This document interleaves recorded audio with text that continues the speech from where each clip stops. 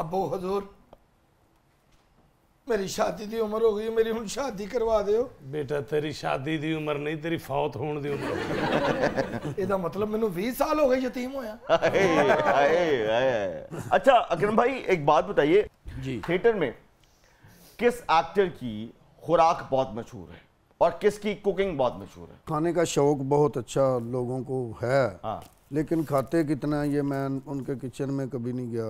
अच्छा। कुकिंग कैसी करते हैं? जब वो आपके साथ बैठ के खाते हैं तो आप अपनी आंखें चुन्नी कर लेते हैं, नहीं, आंखों में मिर्चें डाल लेते हैं? जो भी खाते हैं ना, ये ताहिर भाई जो है ये बहुत खाते हैं। अच्छा। उसके अलावा आसिफ इकबाल साहब जो है हुण वो सही बहुत बात है। ज्यादा। आसफीना। अच्छा ये बताइए कि मेहमान नवाजी किसकी मशहूर है और उधार किसका मशहूर है? यार कौन सा देने वाला लेने वाला? दोनों। सभी करते हैं, हमारे बहुत अच्छा अच्छे दोस्त हैं। उधार मांगना कि दे दे मैं आपको दे दूं, मैं दे दूंगा तो फिर नहीं देते। मैं नहीं वो देता। किसका मशहूर है? नहीं ये वैसे बात इशारा। ले मैनू क्यों पूछ? ताहिर अंजम साहब। यार इन्होंने मुझे थिएटर में थिएटर की क्वीन किसे समझते हैं आप? The queen of theatre. वो अब थिएटर छोड़ चुकी है। The one and only Nargis. Nargis. अरे बड़ी खातून, क्या बात है। मैं अक्सर उनके लिए कहता हूँ अ हिस्टोरिकल वुमन, क्या बात। तारीखी खातून, और बहुत ज्यादा गुण है उनके अंदर। कमाल। आपकी बारात जो है वो घोड़े पे आनी चाहिए या बाइक पे आनी चाहिए? बाइक पे, और मैं लेके जाऊंगी। उन्हें साड़ी पाई हुई तो सेरा लाया हुआ। पहले दिन तो रिश्ता ही नहीं होने दिया। हाँ ना। ਜਿਹੜਾ ਰਿਸ਼ਤਾ ਵੇਖਣ ਵਾਲਾ ਆਂਦਾ ਕਹਿੰਦਾ नहीं जी कुड़ी रेस दे के निकल जाएगी सानू फायदा।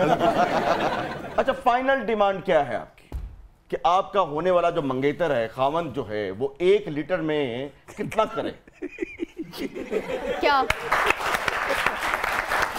1 लीटर में भाई कितना सफर करे?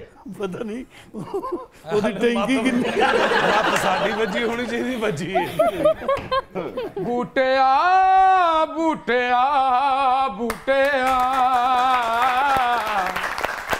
बूटिया बूटिया बूटिया हेलो बूटिया बूटिया बूटिया की गल है भाई यार, जो कोई आ जाता तो उन्होंने हसन खेडन भी जाया कर पैणिया। एक्सक्यूज मी भाई हाँ, साहब, जी, जी। ये कोई मेला मवेशिया नहीं है कि आप मुंह उठा के अंदर तशरीफ ले गए हैं। मैं बह गया, बुरा तो नहीं लगा?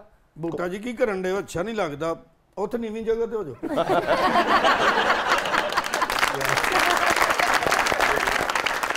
ਤੁਸੀਂ ਮਸ਼ਵਰਾ ਦਿੱਤਾ, ਬੜੀ ਮਿਹਰਬਾਨੀ। ਉਂਝ ਮੈਂ ਇਹ ਦੱਸਣਾ ਸੀ ਕਿ ਬੂਟਾ ਹਮੇਸ਼ਾ ਗਮਲੇ 'ਚ ਹੀ ਚੰਗਾ ਲੱਗਦਾ। हाँ ਬਹਰਾਲ ਕੋਈ ਏਡੀ ਗੱਲ ਨਹੀਂ। ਗੱਲ ਇਹ ਵੇ ਮੀਆਂ ਕਿ ਮੈਨੂੰ ਵੀ ਪਤਾ ਹੈ ਮੇਲਾ ਮਵੇਸ਼ੀਆਂ ਨਹੀਂ। हाँ जी। क्योंकि मेले मवेशियां दे विच कोई डिसिपलिन हुंदा है। अच्छा ते बंदियां च ते डिसिपलिन रहा नहीं, फिर आंदे ने बूटा गालां कड्डदा। हाँ ऐसे है। अच्छा भाई साहब जी अपना तारुफ करवाइए, कौन है आप? फिर आंदा बूटा गालां कड्डदा। मैं बूटा चलिया कमलिया, बूटा कौन? वो अच्छा वो बूटा है जो गालियां निकालते हैं? कड के दसा तेनू। नहीं नहीं मेरा नहीं अल्लाह जी, मैनू ना इत्थे आ गई हुण, कड लैण दे, कोई नहीं। चलो निकालो। निक्की जी कढनी। हुण प्यो दा पुत्तर है ते कड के विखा। ले मैं जे प्यो दा पुत्तरां ते तेनू कड के वहाण लगा। इधर कान कर। ओ तेनू गाल सुन के स्वाद आ जाना पैड़िया। हां कमलिया।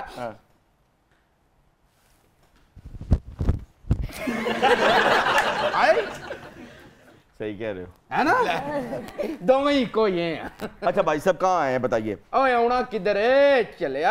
मैं आया लाहौर यार को बत्तियां छतियां वेखण। अच्छा मैं कहा कोई लाइटां वेखां वा, अच्छा। लाइटां। कोई चमकां दमकां वेखां मैं भी, मैनू की है भला यार बत्तियां बड़ियां नजर आईयां ने। ए गैस नहीं दिसी मैनू। अरे यार दुखती रग पे हाथ रख दिया भाई, गैस का बहुत बड़ा मसला है और ये बजाय हल होने के बढ़ता जा रहा है। गैस नहीं ना नजर आई किधरे? नहीं ना आ रहे। नहीं। फिर आंदे बूटा गालां कड्डदा। गल करो को करन वाली। ओ चलियो और जदों बेतुके शहर वड्डे करी जाओगे बगैर किसी प्लानिंग तो ते इत्थे गैस बिजली ते ट्रैफिक दे मसले ते बनने ही बनने ने, फिर तुसीं आंदे बूटा गालां कड्डदा। बात सुनो, सुनाओ। तुम एमी बूटे शूटे बने हुए हो, हाँ जी। असल बूटा पता कौन है? कौन? वो है असल बूटा।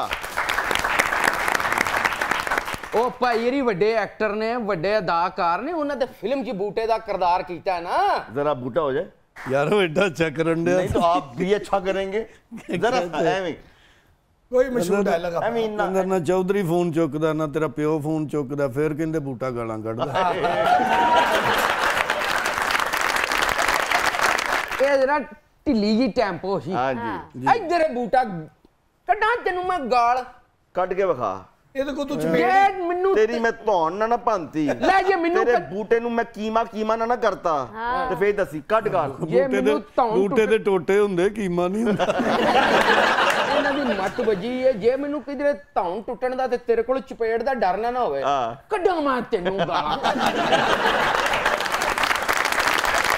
चलो पूजा साहब बात सुने हाँ जी। आप एक बुजुर्ग आदमी जी। हैं और इस वक्त पाकिस्तान की जो मईशत की हालत है ना इसमें दुआओं की बहुत जरूरत है प्लीज दुआ कीजिए और जाइए यहाँ से 75 ਸਾਲ ਹੋ ਗਏ ਨਹੀਂ ਦੁਆਵਾਂ ਤੇ ਚੱਲਣ ਦੇ